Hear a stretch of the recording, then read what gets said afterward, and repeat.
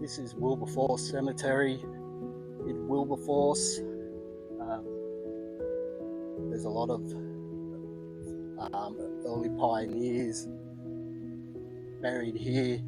For the first fleet, there's 7 people buried here. For the second fleet, there's 15 people buried here. For the third fleet, there's 12 people buried here. But we're here to find my 6th by great-grandfather, Matthew James Everingham, who came to Australia on the Scarborough, the first fleet. So we're going to take a wander around. I believe he's in row 7 to the right. So we'll take a look around and I'll tell you a little bit about his life. So Matthew was 19 when he arrived in Australia on the first fleet in 1788.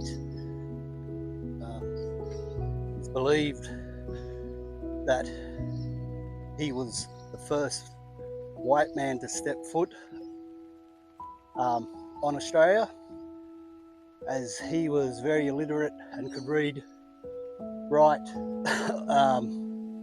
Arthur Phillip asked him to come off the longboat, carry him onto the shore.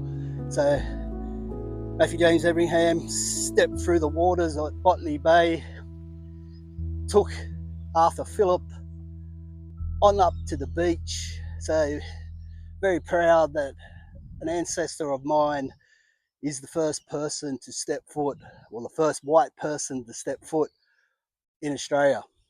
So we'll have a look around. I believe he's just to our right here, or to your left, and I'll tell you a bit more about him.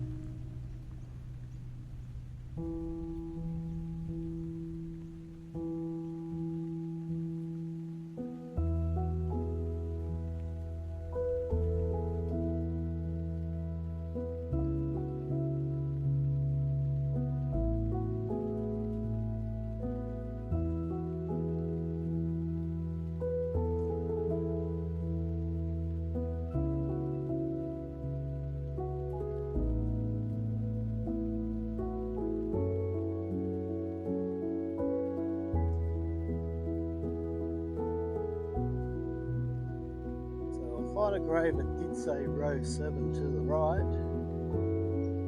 and I can see him. He's just behind this white one, Catherine Moore.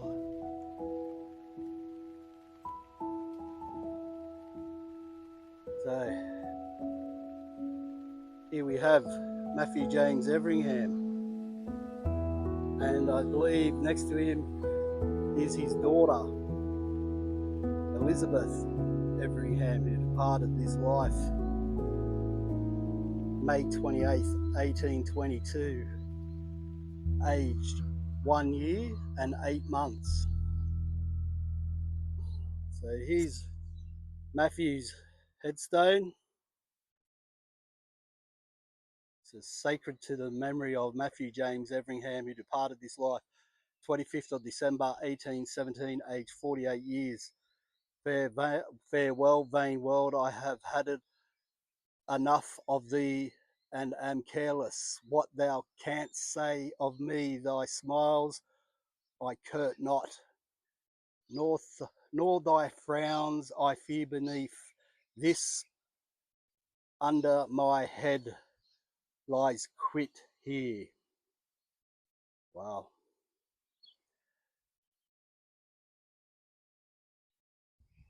So, so as I said at the start, this is my sixth by great grandfather on my father's side through his mother. We're directly descended from Matthew James Everingham through his daughter, uh, Sarah, who married Richard Woodbury, and then my grandmother was a Woodbury. So, get back to Matthew Everingham. He was born in 1768 in London and died on the 25th of December 1817. He was an English convict sent to Australia aboard the Scarborough, a ship on the First Fleet, convicted on the 7th of July 1784 at the Old Bailey for the crime of fraud. He was sentenced to 7 years penal transportation to America. However, that country was no longer taking British convicts since the successful American War of Independence. Everingham was instead incarcerated in the prison Holt Censor, a former French Navy frigate on the River Thames near Woolwich. Conditions aboard these prison ships were extremely poor and mortuary rates were high. Everingham managed to survive for 3 years until the First Fleet sailed from Portsmouth on the 13th of May 1787. Everingham was on board the Scarborough, one of 208 male convicts. He was 19 when the fleet landed in Sydney Cove. Okay, so this is a bit about his trial. I won't go into it too much, but from what I understand was that he took books, he tried to sell them, he got caught, and he was sent to Australia. But um, I believe that that's not true. So the family says. But anyway, on the 7th of February 1789 at Port Jackson, Everingham received 25 lashes for drunkenness and falsehood.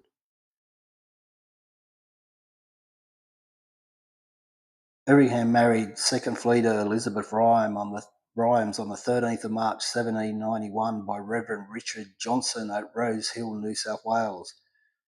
Everingham signed the register and Elizabeth, who was illiterate, marked with a cross. Witnesses were Thomas Barnsley and Peter Stewart. Everingham describes Elizabeth as a most excellent woman, hard indeed to be found in this colony, for the generality of them disgrace the very name of woman. Their children were Mary Everingham, Sarah Elizabeth Everingham Woodbury, Matthew James Everingham, William Everingham, George Everingham, and Elizabeth Everingham Chaseling, Elizabeth Everingham Bowd, James Everingham, Maria Maud Everingham, and John Everingham. On the 18th of July 1791, the couple was settled on 50 acres at the Ponds. By October 1972, his farm had begun to prosper with 5 acres of sown-in India corn and 1 in English wheat, half an acre of barley, a garden grown pumpkins, melons, calavands, a beehive, 2 pregnant sows, and some poultries. By 1795, he had purchased the position of government baker at Parramatta.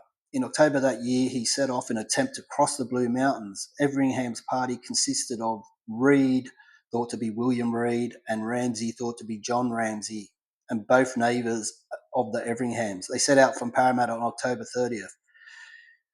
13 days later, it said they reached Mount Bowen, then on to Kurrajong Heights and Mount Irvine, where they turned back. There is an alternate interpretation of Everingham's journey that the party may have reached Mount Tomah instead of Mount Irvine before turning back due to the lack of supplies.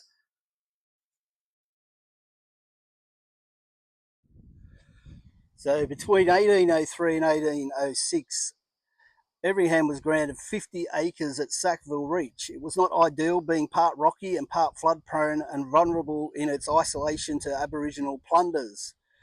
In May 1884, the family was attacked by an Aboriginal raiding party. Everingham, his wife, and their Irish assigned convict worker were said to have suffered spear wounds, and their house barn were robbed and burned before Elizabeth was able to drive off the attackers with well-aimed musket fire.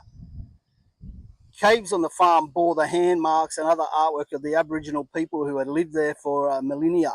Recovering from their injuries, the couple worked hard to cultivate the land, and by 1806 they had at least 19 acres cleared, 11 in wheat, 6 in maize, and 1 in barley, 1 in potatoes, orchard and garden.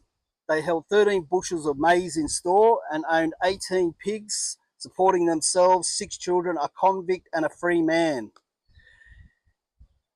In the 1980s, the site was a farm occupied by the Sackville Ski Gardens on Tizana Road near the Sackville Ferry. Between 1806 and 1812, Everingham's property suffered floods in 1806 and 1809, in which he was brought close to ruin. He left Sackville Farm and moved his family to Green Hills, which is Windsor, where he employed by the wealthy emancipist brewer and settler Andrew Thompson. In February 1810, he was granted a wine and spirit license. After Thompson's death in October 1810, the family lived at his West Hill or Red House Farm at modern day's McGrath's Hill. He was in financial difficulty in 1812 when the property was offered for sale by execution. He failed to sell the millstone. The Sackville farm was again ravaged by flood in 1811. The property was leased to his son Mathew and finally sold in 1820. So we'll move on to his death. December 25, 1817, aged 49 years, Portland Head, Hawkesbury, New South Wales, Australia. Cause of death, drowned. Everingham and his wife Elizabeth by 1817 were back at Portland Head's Sackville Reach on a 15-acre rented farm near the site of the original grant. Everingham was appointed district constable there, and with his allowance as the district constable, they were getting by. After a festive family Christmas day, duty called Everingham to a sloop on the river, a sly grog runner. Family accounts claim Everingham had defeated and captured the rum smugglers, but already somewhat inebriated from Christmas lunch. He then continued drinking the sea's cargo of rum and later fell overboard and drowned. Everingham was buried at St. Matthew's Anglican Church Cemetery, Windsor, Hawkesbury, Sydney. But I say that because I went there, but he isn't. He's buried here at Wilberforce. So I don't know where they got that information from or whether he was moved from there to here. So that's his death. Okay, so that just about wraps up our trip to Wilberforce Cemetery, visiting Mathew James Everingham, first fleeter pioneer, explorer, father. So we'll just take a walk around the cemetery and I'll show you a few more of the graves that are here. There's a lot of stories for a lot of people that are here. The Rose family, the first free settlers to come out to Australia, I think in 1792 they arrived on the Bolano, and they also lived out in the Hawkesbury. Catherine Moore and Tristan Moore. Tristan Moore was an Irish rebel. He married Catherine, who had owned a hotel, was a publican, done a lot of things in her life. Also with Mathew James Everingham, there's so many other stories that I haven't mentioned, like the missing Everingham fortune. It is believed that Mathew Everingham was the estranged son of the Earl Everingham, and when he passed away, no one claimed the estate, and Mathew was about to head back to England just before he died with paperwork to try and get his claim. It started off at about £300, I think, and then slowly over the generations, the years, it's gone to millions, but I'm not sure how much it was. But anyway, just want to say thanks for joining me again on another episode of Talking Headstones. Hope you found this interesting, and till next time, may everyone here rest in peace, and I'll see you on the next episode. Bye for now.